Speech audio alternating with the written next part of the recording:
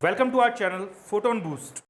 हाय friends, स्वागत है आप सभी का आपके अपने चैनल फोटोन बूस्ट पे। दोस्तों, आज हम लोग राजस्थान की स्टैटिक जीके का पार्ट 7 देखने वाले हैं। फ्रेंड्स, जैसा कि आप सभी जानते हैं, पार्ट 6 में हमने राजस्थान की क्लाइमेट एंड सॉइल के बारे में देखा था। अगर आप में से किसी ने वो वीडियो मिस कर दिया है तो उसका लिंक नीचे आपको डिस्क्रिप्शन बॉक्स में मिल जाएगा, आप वहाँ से उसे देख सकते हैं। दोस्तों, इस क्लाइमेट एंड सॉइल को ही कंटिन्यू करेंगे आज हम पार्ट 7 में। फ्रेंड्स, आप अगर हमारे चैनल पर नए हैं तो प्लीज़ इसे सब्सक्राइब करना बिल्कुल भी ना भूलें। इसके अलावा अगर आपको वीडियो पसंद आता है तो इसे ज़्यादा से ज़्यादा शेयर करें और लाइक करें। आप हमें हमारे other social media platforms like Facebook, Instagram और टेलीग्राम पे भी फॉलो कर सकते हैं। दोस्तों, इस जो हम सीरीज़ चला रहे हैं मूमल मैगज़ीन और या करंट अफेयर्स की जो सीरीज़ चला रहे हैं, इन सभी के पीडीएफ फॉर्मेट और अदर नोट्स भी आपको हमारे टेलीग्राम चैनल पे मिल जाएंगे। तो जिसने भी टेलीग्राम चैनल ज्वाइन नहीं किया तुरंत से उसे ज्वाइन कर ले। चलिए दोस्तों, स्टार्ट करते हैं पहले क्वेश्चन से। पहला क्वेश्चन है हमारे पास, चंबल और माही बेसिन जो कि दक्षिणी पूर्वी राजस्थान में है, वहाँ पे पाई जाने वाली मिट्टी का प्रकार कौन सा है? ऑप्शन है आपके पास लाल दोमट मिट्टी, काली मटियार दोमट, भूरी बलुई या फिर भूरी मटियार दोमट। दोस्तों, इसका सही आंसर है ऑप्शन नंबर 2 यानी कि काली मटियार दोमट। फ्रेंड्स, एक बात मैं आपको बता दूं, इसमें चंबल के प्रवाह क्षेत्र तथा माही बेसिन के कुछ भाग में काली मटियार मिट्टी पाई जाती है जो कि कपास यानी कॉटन की फसल के लिए बहुत ही ज़्यादा उपयुक्त होती है, बेस्ट होती है। दोस्तों, क्वेश्चन कभी कभी घूम के भी पूछा जा सकता है कि कॉटन की कल्टीवेशन के लिए कौन सी सॉइल जो है वो बेस्ट है या बेस्ट सूटेड है, तो इसका आंसर आप लिखेंगे ब्लैक मटियार लोम यानी काली मटियार मिट्टी। चलिए नेक्स्ट क्वेश्चन पे फ्रेंड्स हम लोग चलते हैं। अगला क्वेश्चन है हमारे पास, which area of Rajasthan has the spread of brown clay soil? Rajasthan के किस क्षेत्र में भूरी मिट्टी का प्रसार है? ऑप्शन है आपके पास बनास नदी का प्रवाह क्षेत्र, राजस्थान का दक्षिणी भाग, हाड़ौती पठार या फिर अरावली के दोनों तरफ के भाग। दोस्तों, इसका सही आंसर है ऑप्शन नंबर 1 यानी कि बनास नदी का प्रवाह क्षेत्र। चलिए अगले क्वेश्चन पे फ्रेंड्स हम लोग चलते हैं। अगला क्वेश्चन है हमारे पास, which area of Rajasthan has maximum soil erosion cause due to water? दोस्तों, पानी की वजह से मृदा यानी मिट्टी अपरदन राज्य के किस क्षेत्र में सर्वाधिक होता है? ऑप्शन है आपके पास north western, north eastern, south western या फिर साउथ ईस्टर्न। दोस्तों, गैस कीजिए क्या आंसर हो सकता है। दोस्तों, इसका आंसर सही है दक्षिण पूर्वी यानी कि south eastern. Friends, south eastern जो रीजन है यहाँ पे मैक्सिमम सॉइल इरोजन होता है पानी की वजह से। और मैं आपको एक और बार बता दूं, चंबल नदी द्वारा सबसे ज़्यादा होता है। चंबल नदी एंड ट्रिब्यूटरीज ऑफ चंबल नदी जो भी हैं उनकी वजह से जो है सॉइल इरोजन सबसे ज़्यादा होता है, क्योंकि ये इनका जो फ्लो है बहुत ज़्यादा होता है और अपने फ्लो में ये काफ़ी सारी ऊपरी सतह की मिट्टी को लेती हुई चले जाती हैं। तो दोस्तों, इसका सही आंसर ऑप्शन नंबर 4 यानी कि साउथ ईस्टर्न। चलिए अगले क्वेश्चन पे चलते हैं फ्रेंड्स। अगला क्वेश्चन है हमारे पास, which of the following crop increases the amount या content of nitrogen element in soil? यानी कि मिट्टी में नाइट्रोजन तत्व की वृद्धि कौन सी फसल करती है? ऑप्शन है आपके पास गेहूं, मटर, जौ या फिर कपास। दोस्तों, इसका सही आंसर है, जी हाँ बिल्कुल सही आपने पहचाना, इसका सही आंसर है ऑप्शन नंबर 2 यानी कि पीज। मटर की फसल दोस्तों सबसे ज़्यादा नाइट्रोजन फिक्सेशन करती है सॉइल में।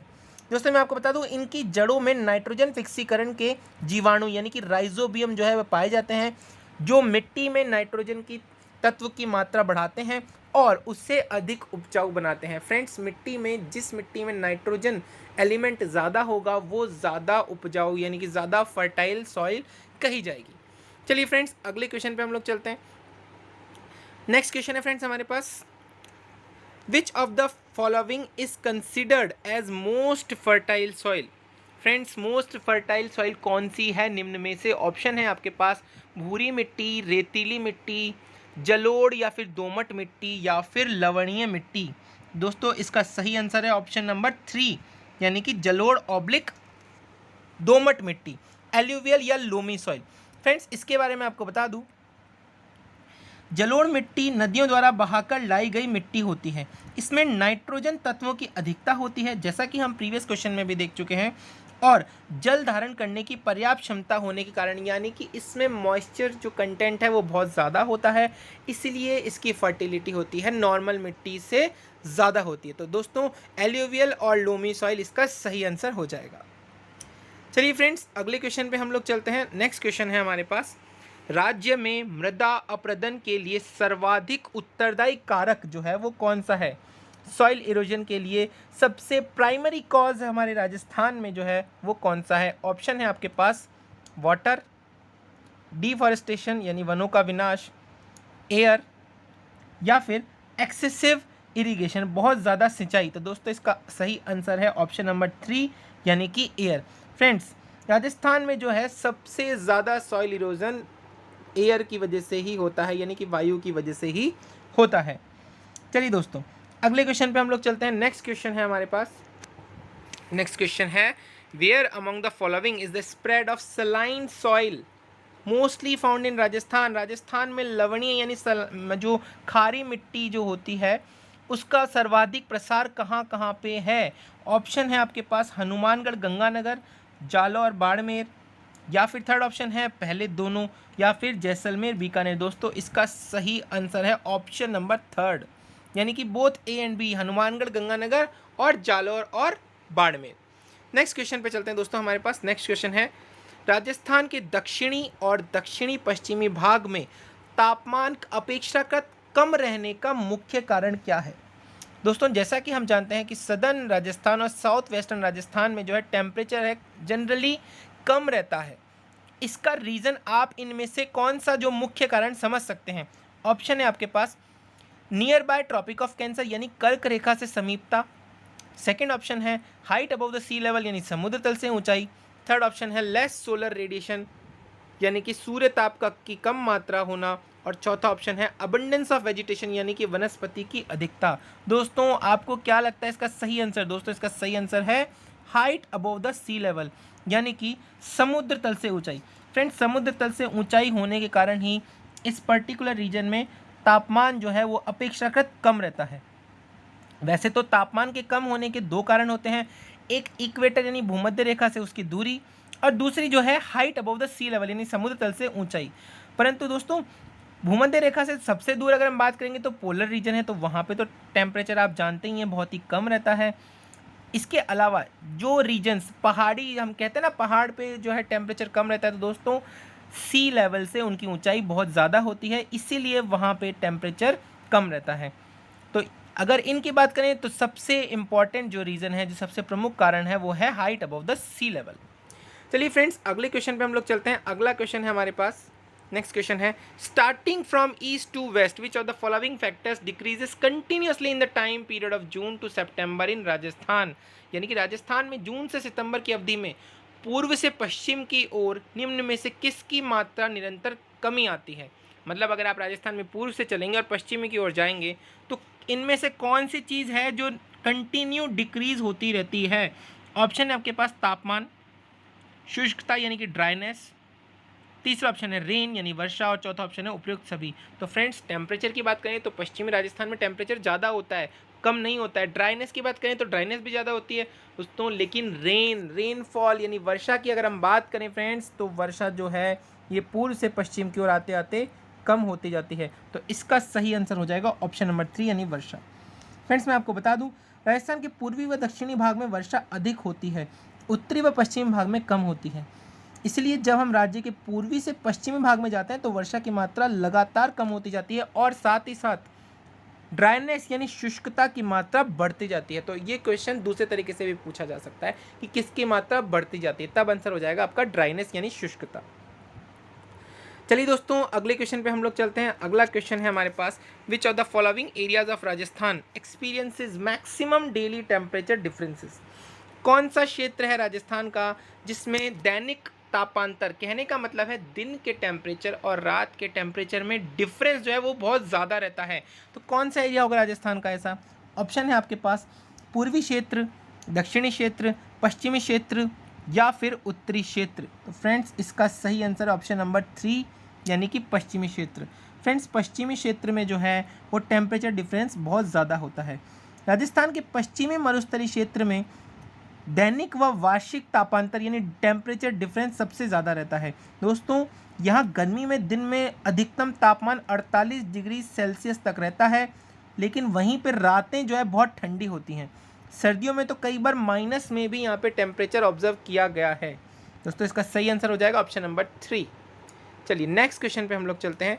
अगला क्वेश्चन है हमारे पास, what is the climate of north western part of Rajasthan? Rajasthan के उत्तरी पश्चिमी क्षेत्र की जलवायु जो है वो कैसी है? ऑप्शन है आपके पास, संपूर्ण क्षेत्र की उष्ण जलवायु, संपूर्ण क्षेत्र की शुष्क व विषम जलवायु, पूर्व में आर्द्र तथा पश्चिम में शुष्क, और चौथा ऑप्शन है पूर्व में शुष्क तथा पश्चिम में आर्द्र। इसका सही आंसर है दोस्तों ऑप्शन नंबर 2, यानी संपूर्ण क्षेत्र की शुष्क व विषम जलवायु। फ्रेंड्स एक और बात हम जान लें इसके बारे में, राज्य के जो उत्तरी पश्चिमी मरुस्थलीय क्षेत्र है वहाँ की जलवायु बहुत ज़्यादा शुष्क यानी ड्राइनेस है और बहुत ही हार्श है, यानी टेम्परेचर भी जो है यहाँ पे बहुत ज़्यादा रहता है। चलिए अगले क्वेश्चन पे हम लोग चलते हैं फ्रेंड्स। अगला क्वेश्चन है हमारे पास, व्हेन डज फ्रॉस्ट अकर, यानी कि पाला जिसे हम हमारी लैंग्वेज में हिंदी में बोलते हैं, पाला कब पड़ता है? ऑप्शन है आपके पास, जब शीत ऋतु में तापमान के हिमांक बिंदु से नीचे जाने पर पानी जम जाता है और फसलें नष्ट हो जाती हैं। हिमांक बिंदु मतलब दोस्तों फ्रीजिंग पॉइंट। नेक्स्ट ऑप्शन है, अत्यधिक ठंड में अधिक सिंचाई कर देने पर फसलों के गल जाने पर। थर्ड ऑप्शन है, कटी हुई फसल के वर्षा जल से भीग जाने पर है। चौथा ऑप्शन है, इनमें से कोई भी नहीं। तो दोस्तों क्या लगता है आपको इसका आंसर? दोस्तों इसका आंसर है option number 1, the water freezes as the temperature drops below the freezing point in winters and the crop failure happens. चलिए फ्रेंड्स अगले क्वेश्चन पे हम लोग चलते हैं। अगला क्वेश्चन है हमारे पास, राज्य को 2 असमान जलवायु वाले क्षेत्रों में विभाजित करने वाली 50 सेंटीमीटर समवर्षा रेखा कहाँ से गुजरती है? दोस्तों ऑप्शन है आपके पास, अरावली के सहारे सहारे, दूसरा ऑप्शन है अरावली के लंबवत यानी कि परपेंडिकुलर, तीसरा ऑप्शन है उत्तर पश्चिम से दक्षिण पूर्व की ओर, और चौथा ऑप्शन है निम्न में से कोई भी नहीं।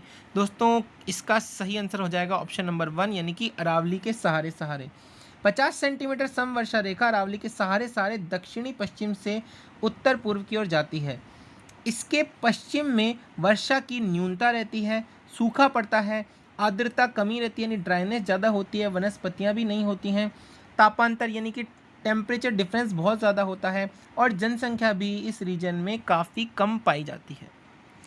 चलिए दोस्तों अगले क्वेश्चन पे हम लोग चलते हैं। अगला क्वेश्चन है हमारे पास, काली उपजाऊ मिट्टी मुख्यतः किस भौतिक विभाग की विशेषता है? ऑप्शन है आपके पास, दक्षिणी पूर्वी पठारी भाग, सेकंड ऑप्शन है पूर्वी मैदानी क्षेत्र, थर्ड ऑप्शन है अरावली पहाड़ी प्रदेश, और चौथा ऑप्शन है लूनी बेसिन। तो दोस्तों इसका सही आंसर हो जाएगा ऑप्शन नंबर 1, यानी दक्षिणी पूर्वी पठारी भाग, साउथ ईस्टर्न प्लेट्यू रीजन। चलिए दोस्तों अगले क्वेश्चन पे हम लोग चलते हैं। नेक्स्ट क्वेश्चन है हमारे पास, राजस्थान के किन क्षेत्रों में वर्टिसोल्स प्रकार की मृदा यानी कि मिट्टी पाई जाती है? ऑप्शन है आपके पास, चूरू सीकर झुंझुनू नागौर, सिरोही पाली राजसमंद चित्तौड़, कोटा बूंदी झालावाड़ बारा, या फिर जयपुर दौसा अलवर भरतपुर और धौलपुर। दोस्तों इसका सही आंसर ऑप्शन नंबर 3, यानी कोटा बूंदी झालावाड़ और बारा। चलिए दोस्तों नेक्स्ट क्वेश्चन पे हम लोग चलते हैं अगेन। नेक्स्ट क्वेश्चन है हमारे पास, which of the following climatic zone has a speciality of 80 degree to 150 degree annual rainfall, यानी कि 80 से 150 डिग्री एवरेज रेनफॉल कहाँ पे होता है, और साथ ही साथ टेम्परेचर जो है वहाँ पे 30 डिग्री से 34 डिग्री एवरेज रहता है। कौन से रीजन में? ऑप्शन है आपके पास, अति आर्द्र जलवायु यानी very humid climatic reason, second है ह्यूमिड क्लाइमेट, थर्ड है सेमी ड्राई क्लाइमेट, और चौथा है दोस्तों सब ह्यूमिड क्लाइमेट। तो दोस्तों इसका सही आंसर क्या है? क्या गैस कर सकते हैं दोस्तों? इसका सही आंसर मैं आपको बता दूं, इसका सही आंसर है ऑप्शन नंबर ए, यानी कि वेरी ह्यूमिड क्लाइमेट। चलिए दोस्तों अगले क्वेश्चन पे हम लोग चलते हैं। नेक्स्ट क्वेश्चन है हमारे पास, इन विच क्लाइमेटिक जोन केवलादेव घना बर्ड सेंचुरी, केवलादेव घना पक्षी अभयारण्य राज्य के किस जलवायु प्रदेश में स्थित है? ऑप्शन है आपके पास अगेन, अति आर्द्र जलवायु, आर्द्र जलवायु, उप आर्द्र जलवायु, या फिर अर्धशुष्क। दोस्तों इसका सही आंसर है ह्यूमिड क्लाइमेट यानी कि आर्द्र जलवायु क्षेत्र। चलिए फ्रेंड्स नेक्स्ट क्वेश्चन पे हम लोग चलते हैं। नेक्स्ट क्वेश्चन है हमारे पास, which element in water when incremented is responsible for alkalinity in soil, यानी कि जल में किस किस तत्व की अधिकता से मिट्टी जो है क्षारीय हो जाती है, यानी कि थोड़ी सी नमकीन सी हो जाती है। तो दोस्तों इसका ऑप्शन है आपके पास sodium chloride, sulphuric acid, calcium chloride या फिर मैग्नीशियम क्लोराइड। इसका सही आंसर है दोस्तों ऑप्शन नंबर ए, यानी कि सोडियम क्लोराइड। चलिए दोस्तों नेक्स्ट क्वेश्चन पे हम लोग चलते हैं। नेक्स्ट क्वेश्चन है हमारे पास, which are the following districts experiences maximum number of storms in summers in Rajasthan. तो दोस्तों ऑप्शन है, समझ गए होंगे आप क्वेश्चन को। गर्मियों के समय पे सर्वाधिक आंधियाँ जो हैं वो कौन से ज़िले में आती हैं? ऑप्शन है आपके पास गंगानगर, बीकानेर, जैसलमेर या फिर बाड़मेर। दोस्तों इसका सही आंसर है ऑप्शन नंबर 1, यानी कि गंगानगर। अगले क्वेश्चन पे दोस्तों हम लोग चलते हैं। विच soil is found in more and wider area in western Rajasthan. पश्चिमी राजस्थान में सबसे अधिक व विस्तृत क्षेत्र में पाई जाने वाली मिट्टी कौन सी है? ऑप्शन है आपके पास रेतीली मिट्टी, कच्छारी मिट्टी, मध्यमी काली मिट्टी या फिर लाल व पीली मिट्टी। दोस्तों इसका सही आंसर है ऑप्शन नंबर 1, यानी कि रेतीली मिट्टी, जिसे इंग्लिश में हम सैंडी सॉइल भी बोलते हैं। तो दोस्तों ये थे आपके आज के 2020 स्टैटिक जीके राजस्थान के क्वेश्चंस। मैं उम्मीद करता हूँ आपको ये वीडियो पसंद आया होगा। दोस्तों अगर आपको ये वीडियो पसंद आया तो प्लीज़ इसे लाइक कर दीजिएगा, ज़्यादा से ज़्यादा शेयर कीजिए और सब्सक्राइब कर दीजिए आपके अपने चैनल फोटोन बूस्ट को। दोस्तों इसी तरह के और वीडियोस और कंटेंट हम आपके लिए प्रोवाइड करते रहेंगे। तो तब तक के लिए बने रहिए हमारे साथ। बहुत बहुत धन्यवाद।